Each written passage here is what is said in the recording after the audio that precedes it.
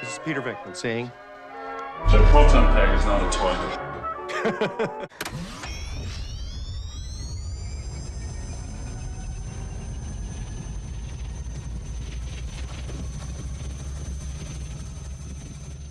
Hey everybody, welcome back to the Proton Pack is Not a Toy. My name is Matt, and this is episode 12 of the Venkman conversion, where I'm taking my Proton Pack and changing up some details to make it look more like the Ghostbusters 2 version of the Venkman Hero Pack. This week, I have taken off the old labels off of my pack, and I have replaced them with Mack's factory labels. And so, that's already taken place. I'll voice over everything I've already done and recorded, and you'll see me taking off the old ones, putting on the new ones, and explaining and showing reference pictures where appropriate for the places where I kind of had to make decisions based on the Venkman Hero. So that's coming up next week. I will do the dried transfers. So this part hasn't been done yet. I have never done these before. So that could be an adventure or a train wreck. We'll see. But I've got plenty of material for the labels just for this week. So I'll pass it on to myself, and you can enjoy the rest of the video. Have a good day. One of the first things I did in this series was take off the in-filter label. So I still had it around. I stuck it back on there just to show that is one of the labels that was on this pack that I've already removed from the pack. Then I moved up to the metallic bumper label, and then after that I moved up to the PPD label. The PPD took a little bit more effort to get it off without tearing it. For some of these vinyl labels, I didn't want to rip them when I was pulling them off because I wanted to have something to reference and show you guys as comparison when I put the new labels back on the pack later on in this video.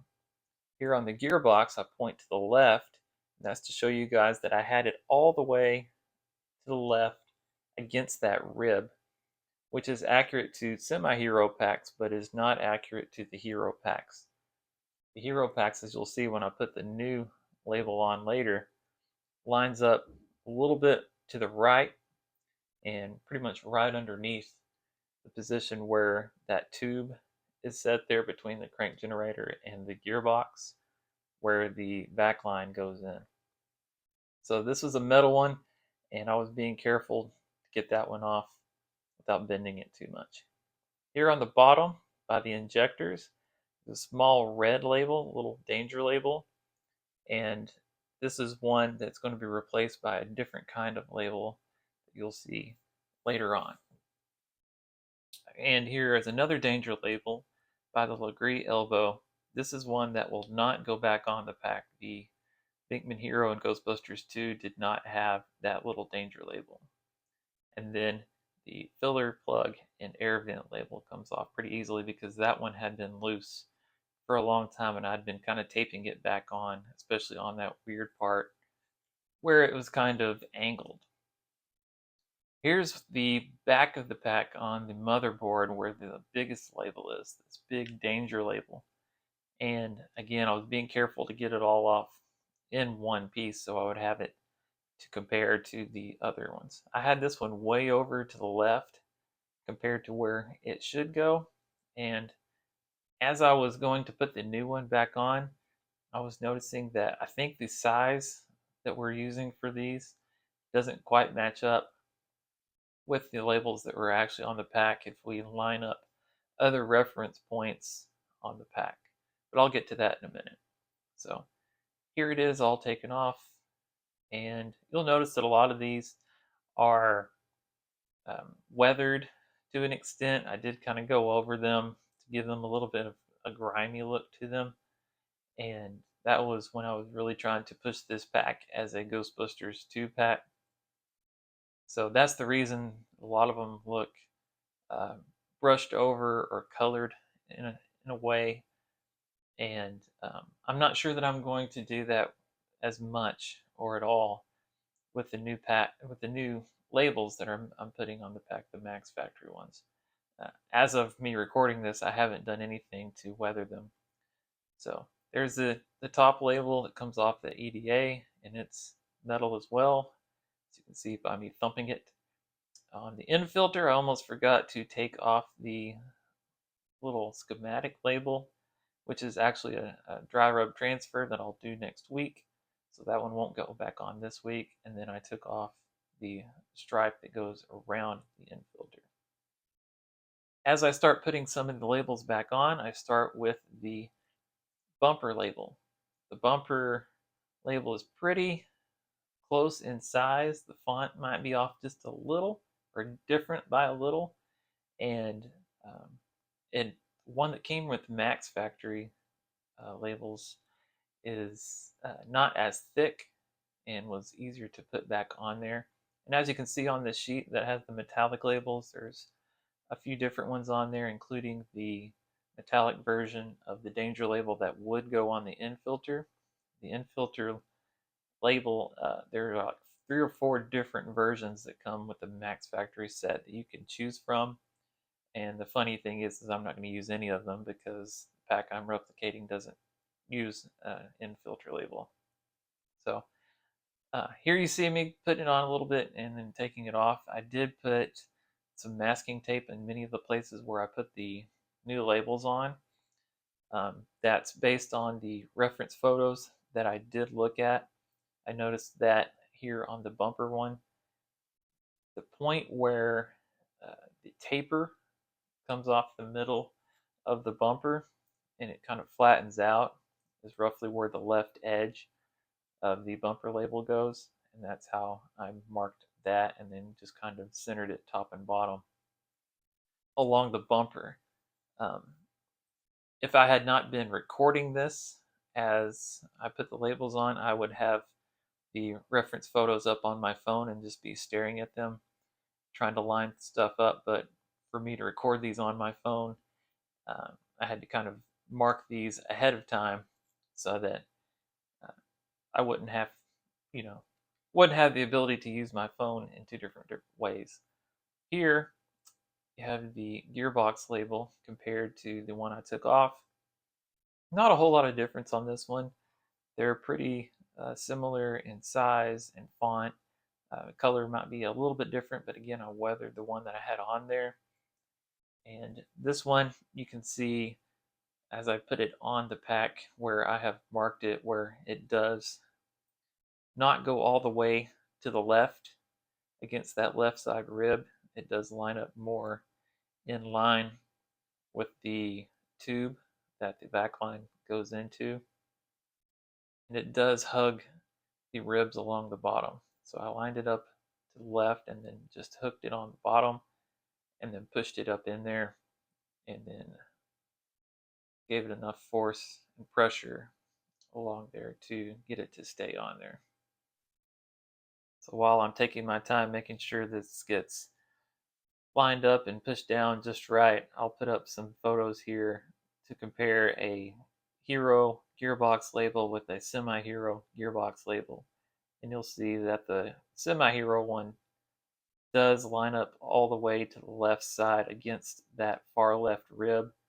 And the Hero one, you'll see that there is a little bit of space in between there, so it does line up pretty much centered again underneath that tube there between the crank generator and the gearbox there, where the back line does go in.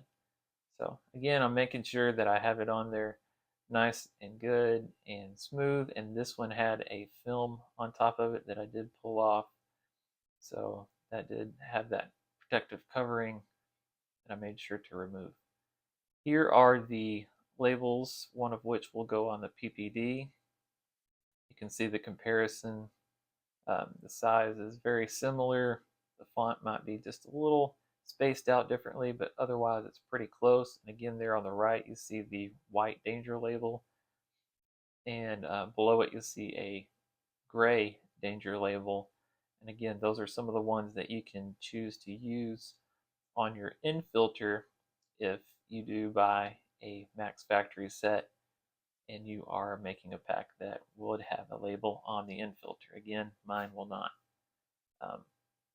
Here you'll see that I have marked the bottom edge of where this danger label will go, and then I just kind of hooked it inside kind of the tiny little gap that would be between the EDA discs there and the PPD itself. If this had been a time when I had my shell open, then I might have loosened the screws on the back of the PPD a little bit to kind of give it a little bit more room. But even as it was, it really didn't have any spots where it overlapped and didn't hug the PPD all the way around. As it got around to the back, there might have been just about a millimeter where I kind of had to go around and tuck it in a little bit so that it did stay all the way on the PPD and then not on the edge of the EDA there. So that's what I'm doing right there with my fingernail, is just trying to line that up with the back side of the cylinder. And I did make sure that the top and bottom did line up more with what you would see on the actual pack that I'm replicating. Here's the filler tube, or the filler plug and air vent yellow label that does go on the side. And again, this one is one that has kind of a bend to it as it goes up and around the sync generator, around the top there above the vac line. And the size is just pretty much the same. There's maybe a slight variation in the font on this one. But overall, again, after I take this off, you'll see that I'll hold them next to each other. And top and bottom, they're virtually the same size. So I did have this one marked.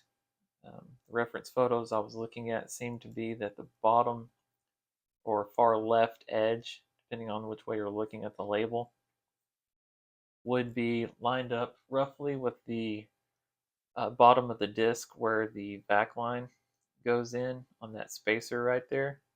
Now, when I did put it on there, I might have been just a hair farther towards the back than I really wanted it to go. The gap that I was trying to have on the top side was about the same width or height of the font where it says filler plug in that gap right there.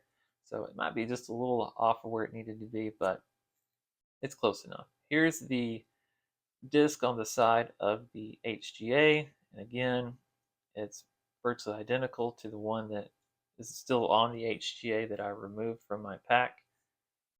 And I did pre-measure my my HGA, and saw that between each of the bolts there is roughly 2 inches, and so I put a little mark there about an inch in between both ways so that I would be able to center the hole there where you can see through it. I might have been rotated a degree or two to the left as I put it on there now when I'm going back and looking at it. But overall, it's one that's going to be okay. It's not going to be a glaring mistake or angle there. So got that one smushed on there real good. Then we moved on to the warning label that goes on the top of the EDA. This one had the biggest difference in size. See, the width and the height are both different, along with the color of the labels. The one on the left that I just removed is a lot thicker of a metallic label, and this Max Factory one, while it is does have that metallic feel to it, is a little bit less dense, but not very forgiving when you put it on there and you try to take it off if you didn't quite get it right. So here I did line up the masking tape with the edge of the ion arm. So that's where the far right edge pretty much lines up. And then for the top edge, I did leave a gap pretty much the same as the width of the diameter, inside and outside diameter, the gap in between that for the booster tube. That's about the same as the gap in between the booster tube and the label itself. So this one I was being very careful because it does have that metallic look to it, and so I wanted to smush this one out and get as many of the wrinkles or inconsistencies out of it. So I took my time making sure that this one did get put into place. And as I push it down to the bottom right here, it will look like that it is angled a little bit. And that's just an optical illusion because my shell actually angles down a little bit. You can see the corner there where it meets the motherboard, how it doesn't quite line up. It's because my shell is a little wonky in that area. So it'll make that bottom edge of that EDA label look like it doesn't line up quite right compared to the edge of the motherboard. But as you can see how it lines up with the top there closer to the booster tube, then it is as square as I needed it to be. The next one I'll show you is the large label on the motherboard, this big danger label. The Max factory one might be a tiny bit taller, but otherwise they're virtually the same size. The font looks just about the same, so it's just basically a clean new version of the one that I had on there. The one I had on there, like I said, was too far to the left, so I wanted to try to get this one lined up better. I used the gaffer's tape on the neck roll on the Alice frame kind of as my left and right guideline here, and then I did put the masking tape on the back. I lined it up with the top of the label with the bottom bolts on the HGA, looking at some reference pictures of the pack from that side of the pack. But the interesting thing is, if you try to use the same angle to line up the bottom of the label, um, it looks like this label is just a little bit too big because the bottom should line up with the um, bottom of the top rib there on the gun mount. And if you try to put some masking tape there, then it overlaps and the label is just a little bit too big top to bottom. So I had to pick one or the other, so I decided to have it line up with those bolts on the HGA. And again, with the Alice frame, I think my Alice frame is lined up a little bit too high on my motherboard for it to really line up exactly like the Venkman does. But that's not something I'm willing to change at this point. On the injectors, Max Factory gives you two options. Instead of the red label, the Venkman is special in that it has these caution hot labels to choose from here. You have a gray one on the left and then the metallic silver one, which I chose to use here. And just basically used reference photos to kind of see that that does look to have a little bit of a shine to it. So that's why I went with that one. And again, I had masking tape to kind of just line up the bottom and the right edge to try to get it lined up where I wanted it to be so it wouldn't be crooked when I did get this label put into place.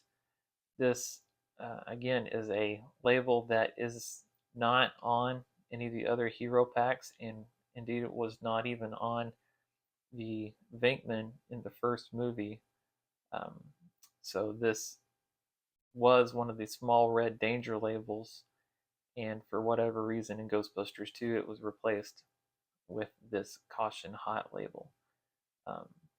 And I don't believe that any of the semi-heroes followed in the footsteps of the Venkman on this particular label either. So I think that's a label that is specifically just for the Venkman Hero. So it's cool that that is a part of the set that you get from Max Factory, and you even get an option of using the metallic version or the gray one. For the stripe that goes around the end filter, Max Factory gives you a segmented label, or three labels actually, that go around the end filter. And at first I thought you would use all three of them, but unless you're supposed to overlap them, it does not appear that you need to use them all, because I put this first one on and it went more than halfway around the diameter of the end filter. So I realized that I was not going to need to use all three, and I thought maybe I'll just use two full ones. And then as I got the second one on there, I saw that I still had some that overlapped, even though I did have the edges lined up just right so that there wasn't an overlap or a gap between the two. So I did have to trim a little bit off, maybe about 1.5 inches off once I did get on there. Um, so, but that leaves one full segment and then less than half of a segment. So it's not quite enough to be enough to cover 2 infilters if you're trying to cover 2 different packs. The good thing about this particular label, this is one that you can just go to AutoZone and get some auto detailing, um, what do you call it? Um, Pinstriping. That's what I used before. It comes in a small little roll that's just the perfect width, and you can do it without having it in segments. You just put the amount you need on there and then trim it and make it fit. So that is another option. I haven't chosen to go that route this time, but it might be something I go back to if this one does start to peel up a little bit. This one did have the um, protective covering on it, a little bit of film, so I did pull that off as well. So, but I'm probably going to keep the Max Factory stuff on there for as much as I can, including this little label, because before on my pack I had stuff from many different sellers, um, specifically for the labels, and it's nice to now say I have Max Factory labels on the pack and that covers everything rather than having to try to go back and remember where I got all of the different labels from. That does it for the labels on the pack. Now I'll move on to the wand. I have 5 labels I'll be putting on the wand here. For the left side, there's this danger label. You have options between silver metallic, gray, or white, and 2 different sizes for each. I chose to use the smaller silver metallic one. And when you look at reference photos of the pack today, you'll see that this label is upside down on the wand. But if you look at the close-up of the wand in Ghostbusters 2 in the courtroom when they say Do Re Egon, if you look carefully, you'll see that this label is actually on there correctly, right side up. So that's the reason I'm putting it on there right side up. I lined it up pretty much centered over that bolt in between the side discs, and then had the masking tape there on the tops of it just to make sure that I didn't put it on there crooked, at least not too bad. So that looks pretty good on there. Then I'll move on to this side over here where I'll put on the slow blow label. This one is pretty easy just because it's easy to get to. I fast forwarded a little bit because my hand was kind of in the way. But I had the edge all marked up, and then I just lined up the hyphen in between slow blow with the red indicator and Bob's your uncle. There you go. The other label that I'll be putting on this side on the instrument bar on the front is a red danger label. And I had a few extras because I didn't use a couple in other places. And there is an option of using a metallic red one, but here I chose to use just the regular ones. So I just picked one of those, and in this instance you actually have to unscrew the bolt a little bit there on the instrument bar because this label is obscured just a little bit on the left by that plate there on the instrument bar. So made a little bit of room to be able to tuck it in there, and as long as it doesn't overlap the right side and curl around the right side of the instrument bar, it's pretty good just to have it lined up right there with the right edge. So I might have been able to move it maybe one more letter toward the left to be obscured by that front panel, but I believe it looks okay the way it is. So I did go back and tighten it to make sure that everything was lined up well there. And so far I've been really happy with these Max Factory labels. They've been good quality, and I think they'll hold up well. And I've got just a couple left that here, once I show you these two labels up close, there's two more that go on the gun track on the bottom.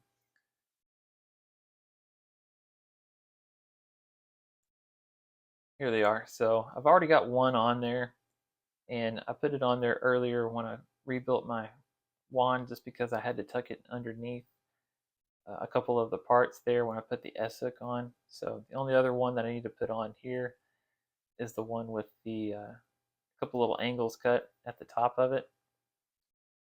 And I finally got smart and decided to use some needle nose pliers here to put those on there without having to put my fingers way down in the tiny little spots and not get stuck to the labels. So I could have done that a lot earlier on, but whatever. Thank you guys for watching. I hope you've enjoyed taking a look at this process, and I'll be back next week with episode 13 with the dry rub transfers. Hope to see you guys then. Thanks for watching.